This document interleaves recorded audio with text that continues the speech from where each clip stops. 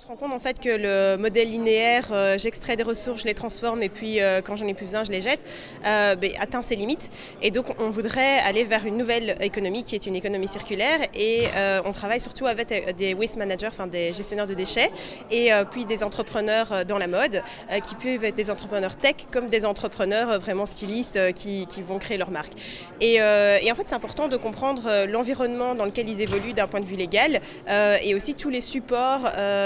qui sont offerts par l'Europe, par les pays, et aussi d'influencer finalement ces supports ou ces régulations, dans le sens que, quand je dis influencer, c'est juste que c'est important de pouvoir remonter les informations du terrain. Tiens, tel entrepreneur, il galère avec tel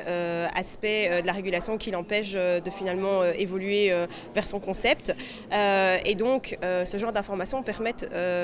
au niveau de l'Europe de définir des directives qui, à un moment donné, vont être traduites au niveau national et qui donc vont avoir une répercussion sur les entrepreneurs et sur leur travail et leur possibilité finalement de contribuer au changement de l'économie, d'une économie linéaire vers une économie circulaire.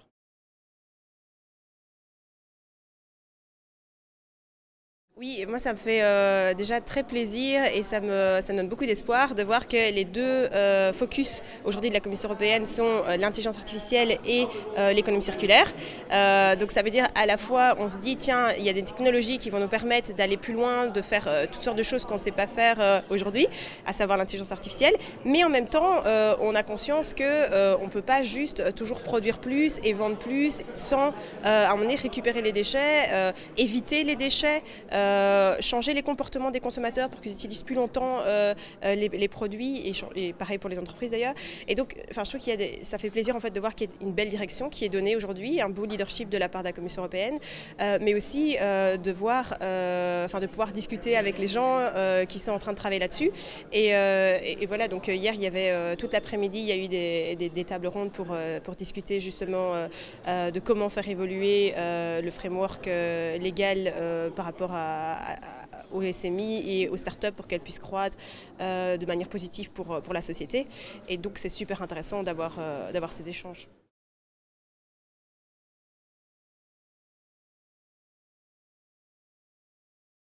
Mais je pense que la clé, en fait, c'est d'avoir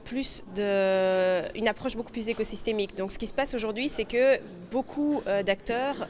soit ne sont pas conscients, soit sont conscients, mais ne voient pas quelle contribution ils peuvent apporter, soit voient la contribution qu'ils peuvent apporter, mais ça ne les intéresse pas tellement. Et puis, il y a des acteurs qui essaient d'agir, mais en fait, tout seul, leur impact est assez faible. Et donc, l'écosystème, ça veut dire quoi? Ça veut dire qu'à un moment donné, on doit avoir en même temps les consommateurs qui changent leur comportement, le gouvernement qui met des régulations en place qui facilitent le changement d'une économie linéaire vers une économie circulaire et les entrepreneurs qui viennent avec des innovations. Donc un exemple un peu plus concret, c'est que si jamais j'innove et je crée une nouvelle technologie pour, disons, recycler des choses qui aujourd'hui ne sont pas recyclées, donc par exemple dans le textile, de pouvoir séparer du polyester et du coton et donc de pouvoir recycler ces vêtements-là, ça c'est top. C'est une partie de l'équation parce qu'en fait ça va aussi utiliser beaucoup d'énergie, il va quand même nécessiter beaucoup d'eau pour faire pousser le coton. Donc si en fait de base on consomme peut-être moins de vêtements, ça va pouvoir permettre de changer les choses. Donc il faut vraiment que à la fois les consommateurs changent, à la fois les régulations et à la fois les nouvelles technologies apparaissent en même temps. Et pour que tout ça apparaisse en même temps et qu'en fait il y a un mouvement qui se crée, eh bien il faut que les gens se mettent autour de la table. Et donc ce genre d'événement c'est super important, c'est de mettre autour de la table à la fois les régulateurs, les gens qui sont sur le terrain, les innovateurs, les startups, des SMI qui seraient plus installés, qui ont donc peut-être une plus grosse force de frappe, mais qui pour autant sont peut-être un peu moins innovantes que des plus jeunes startups. Enfin, voilà, ce sont des généralités ici, hein, c'est pas toujours le cas, des SMI très innovantes, mais avoir tous les acteurs autour de la table, travailler en même temps, s'accorder sur la direction dans laquelle on veut aller et trouver les synergies. Comment on s'aide à créer des nouveaux business models, et une nouvelle économie.